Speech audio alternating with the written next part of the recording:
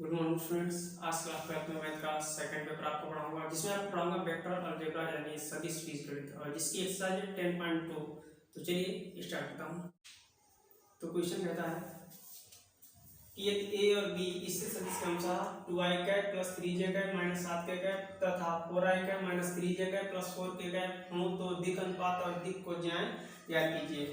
तो क्वेश्चन को सॉल्व करने से पहले मैं आपको दिक् अनुपात और दिक् को ज्याय के बारे में बताएंगे, इसका क्या फार्मूला होता है, जरा ध्यान से देखना। हमने माना कि कोई सदिश वेक्टर ए है, जो हम लिखेंगे a1 i cap plus a2 j cap plus a3 k cap. तो सबसे पहले मैं बात करता हूँ दिक् अनुपात की।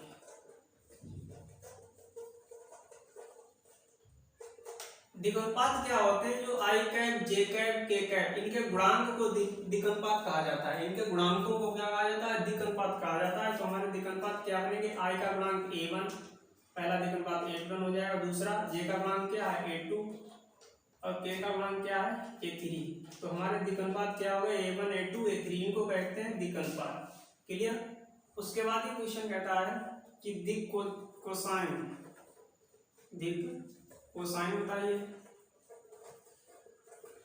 तो दिक् कोसाइन को रिप्रेजेंट किया जाता है cos alpha cos beta cos gamma से।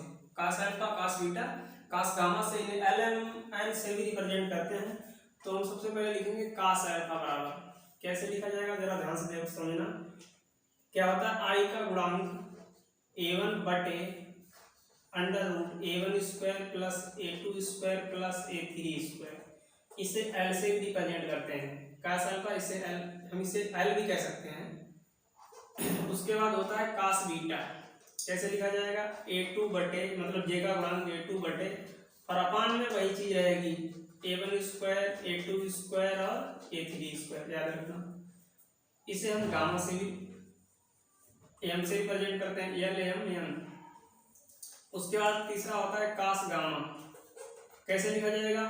j का गुणांक a3 बटे, और अपान में वही चीज रहेगी a1 square a2 square a3 square, इसे हम n से भी रिप्रेजेंट करते हैं। तो कहने का मतलब cos दिक् कोसाइन जो होते हैं वो cos alpha cos beta cos gamma होते हैं, जिन्हें l m n से भी रिप्रेजेंट किया जाता है। तो अब सवाल को सॉल्व करते हैं। तो हमने माना कि मूल बिंदु O है। जब मूल बिंदु O है तो मूल बिंदु O के सापेक्ष A का स्थित सदिश क्या बनेगा? मूल बिंदु O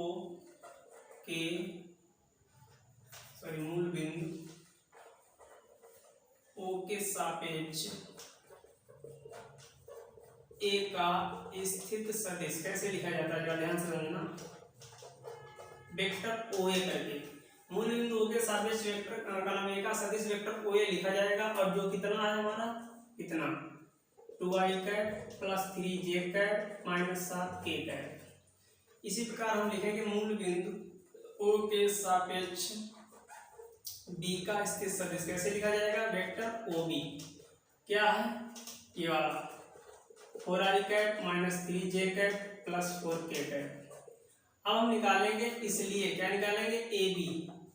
ए वेक्टर AB। तो वेक्टर AB कैसे निकाला जाएगा? ध्यान से देखना, इसका ये ट्रिक समझ लो। जो B बाद में है, B क्या है? बाद में है, और B किसके साथ जुड़ा है? OB के साथ। तो बाद वाली चीज पहले लिखी जाएगी, OB माइनस, चिन्ह क्या लगेगा? माइनस। उसके बाद A स्टार्टिंग में है, ये ट्रिक समझो। तो A के साथ क्या है समझो? OA, तो माइनस क्या किया जाएगा? OA।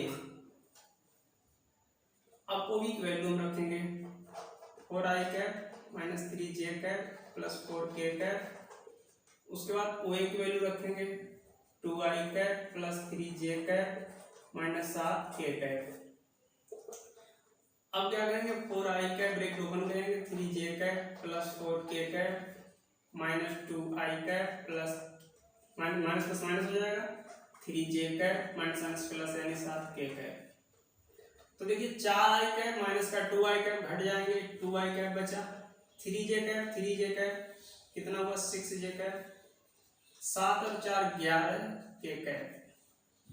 ये निकल के आया वेक्टर ए बी की वैल्यू। अब हमें निकालना है दिक् अनुपात और दिक् कोज्यान। तो हम इसे एक तरीका से, जैसे हमने वेक्टर ए सदिश वेक्टर ए माना था, तो हम इससे पूरे को अगर सदिश वेक्टर ए कह दें कोई फर्क नहीं पड़ने वाला। तो अगर हम इसे सदिश वेक्टर ए कह दें और इसके हम दिक् अनुपात देखें तो दिक् अनुपात सीधी सी बात है, देखते यहाँ से दे सकते हो। इसका गुणांक क्या है 2 हो गया, -6 हो गया, 11 हो गया। तो हम लिख के दिखाएंगे आपको।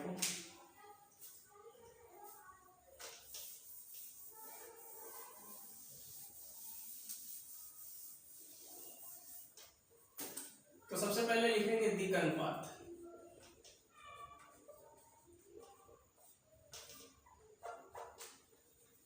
हमने बताया था आई जे के गुणांक होते हैं दिक् अनुपात। तो दिक् अनुपात हमारे क्या बनेंगे 2, इसका गुणांक है, अगर माइनस चिन्ह है तो माइनस चिन्ह सहित लिखा जाता है, -6 और वह 11। तो ये हमारे क्या हो गए दिक् अनुपात। उसके बाद अब लिखना है, लिखेंगे दिक् कोज्यान। कैसे लिखेंगे जरा ध्यान से देखना। सबसे पहले cos अल्फा कैसे लिखा जाएगा, आई का गुणांक बटे, आई का गुणांक बटे, बटे में क्या रहेगा, आई का गुणांक का स्क्वायर प्लस जे का गुणांक का स्क्वायर प्लस के का गुणांक का स्क्वायर। तो ये बनेगा 4, ये 36 और ये 11 यानी 121। जब इसे टोटल करेंगे तो ये बनेगा 36 4 40 और 121 यानी 161। तो हमारा पहला दिक् अनुपात क्या होगा, दिक् कोज्या क्या होगा 2/√161। उसी टाइप से इसको लिखा रहने दें अभी देखने के लिए। उसी टाइप से हम निकालेंगे cos बीटा, क्योंकि फॉर्मूला आपको बता चुके हैं। तो बस आपको कोई दिक्कत ही नहीं। क्या लिखा जाएगा, जे का गुणांक अपान, अपान में हमने कहा था यही चीज चलेगी, √161। फिर लिखा जाएगा cos गामा, क्या लिखा जाएगा, के का गुणांक 11 और अपान √161। तो ये क्या हमारे हो गए दिक् कोज्यान। तो ये हमारा आंसर हो गया। पढ़ते हैं अगले क्वेश्चन की ओर। तो अगला क्वेश्चन कहता है कि त्रिभुज की भुजाओं की लंबाई ज्ञात कीजिए जिसके शीर्षों के धनात्मक सदिश a 3, 4, 5, b 4, 3, 2 तथा c 3, 6, -3 है। तो हम क्या करेंगे, सबसे पहले एक त्रिभुज बनाएंगे। ये कोई त्रिभुज है, ये शीर्ष है इसका, ये बी शीर्ष है और ये सी शीर्ष है। तो ए के जो सदिश है वो 3, 4, 5 और बी के हैं 4, 3, 2 और सी के हैं 3, 6, -3। तो सबसे पहले हम क्या करेंगे, गिवन दैट में लिखेंगे। गिवन दैट क्या दिया है क्वेश्चन में, गिवन दैट में जरूर लिख दिया करो। दिया है कि त्रिभुज ए बी सी के धनात्मक, त्रिभुज एबीसी के शीर्षों के, त्रिभुज एबीसी के शीर्षों के धनात्मक सदिश, धनात्मक सदिश क्रमशः क्या क्या है, ए है 3, 4, 5, बी है 4, 3, 2 और सी है 3, 6, -3। तो हमने माना कि मूल बिंदु ओ है, क्या है, ओ है। तब मूल बिंदु ओ के सापेक्ष, मूल बिंदु ओ के सापेक्ष शीर्ष ए का स्थित सदिश, स्थित सदिश कैसे लिखा जाएगा जरा ध्यान से समझना। शीर्ष ए का स्थित सदिश लिखा जाएगा वेक्टर ओ ए, वेक्टर ओ ए। तो है कितने शीर्ष, शीर्ष के निर्देशांक क्या है 3, 4, 5। तो कैसे लिखा जाएगा 3i कैप, मतलब i जुड़ेगा 3 के साथ, प्लस का चिन्ह लगेगा 4j कैप, प्लस का चिन्ह 5k कैप, क्योंकि i j k ये सीधे से चलते हैं। इसी प्रकार अगर हम b का स्थित सदिश निकालें तो b का स्थित सदिश क्या होगा, मूल बिंदु के सापेक्ष b का स्थित सदिश कैसे लिखेंगे, OB इक्वल टू क्या लिखा जाएगा 4i cap plus 3j cap plus 2k cap. इसी टाइप से अगर हम लिखें c का स्थित सदिश, मूल बिंदु के सापेक्ष c का स्थित सदिश कैसे लिखा जाएगा, OC is equal to 3i cap plus का चिन्ह जे 6j कैप और ये चिन्ह माइनस है तो चिन्ह माइनस बन जाएगा 3k कैप। तो इसका स्क्रीनशॉट ले लीजिएगा। अब हमें क्या करना है यहाँ से समझना।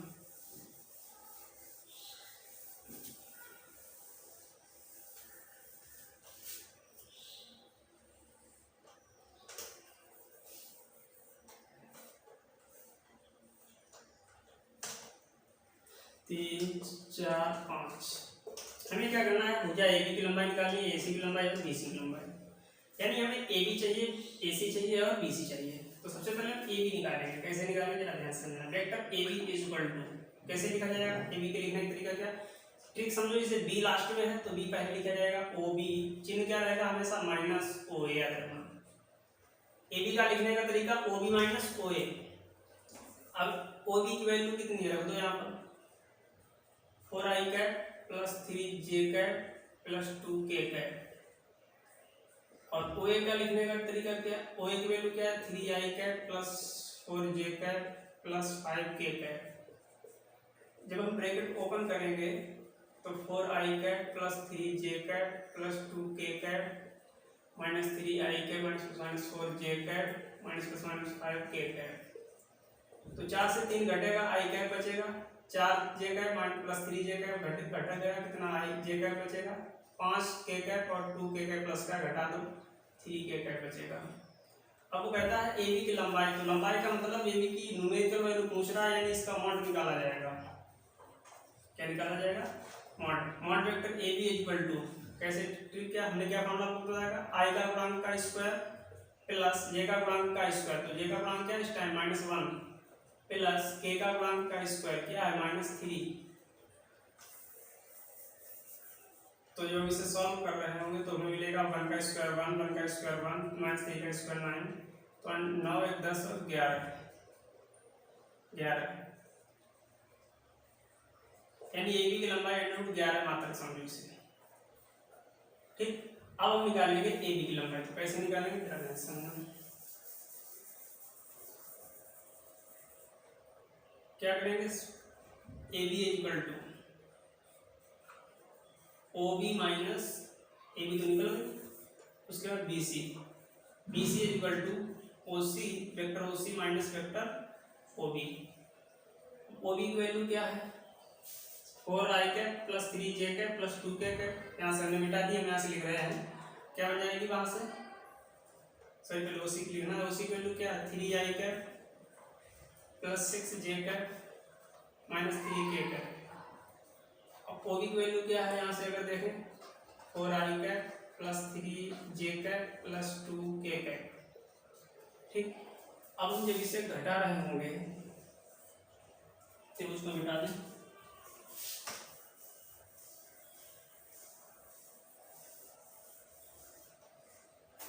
जब इसे घटाएंगे कैसे जरा ध्यान से देखना। BC equal to 3i cap plus 6j cap minus 3k cap, 4i cap minus 3j cap और ये minus plus minus 2k cap. तो 4 से 3 घटेगा, माइनस i कैप बचा, 6j cap minus 3j cap यानी प्लस का 3j कैप बचा, minus का 3 माइनस का 2 माइनस का 5k कैप हो जाएगा। अब भुजा BC की लंबाई ज्ञात करनी तो हमें इसका मॉड निकालना होगा। तो कैसे निकालेंगे, i का गुणांक का स्क्वायर, j का गुणांक का स्क्वायर और k का गुणांक का स्क्वायर।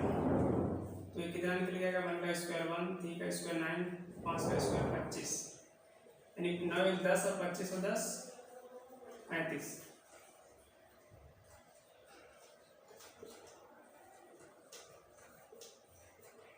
अब हमें क्या निकालना है, AB निकल आया, BC निकल आया, उसके बाद हमें निकालना है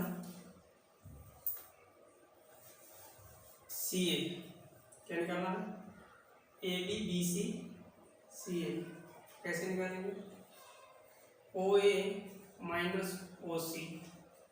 अब OA कितना है ये वाला समझो, इसे यहाँ से 3i cap plus 4j cap plus 5k cap.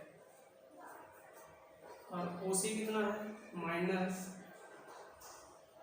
-3i plus 6j minus 3k तो 3i plus 4j plus 5k bracket open करेंगे 3i minus plus minus 6j minus plus 3k जब इसे घटाएंगे तो 3 से 3 ये कैंसिल हो जाएगा 4j से 2j 6j से 4j घटेगा माइनस का 2j और 5 और 3 8k अब क्या करना है हमें इसकी CA की लंबाई चाहिए मतलब भुजा त्रिभुज ABC की भुजा की लंबाई तो वेक्टर CA का मॉड निकालेंगे कैसे निकल के आएगा I तो खत्म हो गया तो j का गुणांक का स्क्वायर I का 0 है समझो उसको ना लिखो और k का गुणांक का स्क्वायर तो 4 8 64 का 4 अंडर रूट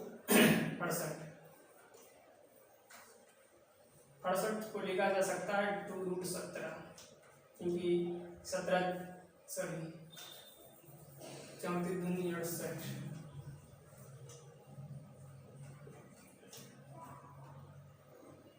17 दूनी 34 हाँ 2√17 17 चौक 68 तो यही हमारी भुजाओं की लंबाई आ गई यानी ये भी भुजा की लंबाई कितनी निकल के आई अंडर रूट क्या है BC भुजा की लंबाई कितनी निकल के आई अंडर रूट 35 और CA भुजा की लंबाई कितनी निकल के आई अंडर रूट 2√17 तो आज के लिए इतना ही वीडियो अच्छा लगा तो वीडियो को लाइक करना ज़्यादा से ज़्यादा शेयर करना चैनल पर नया तो चैनल को सब्सक्राइब करना थैंक्स फॉर वॉचिंग।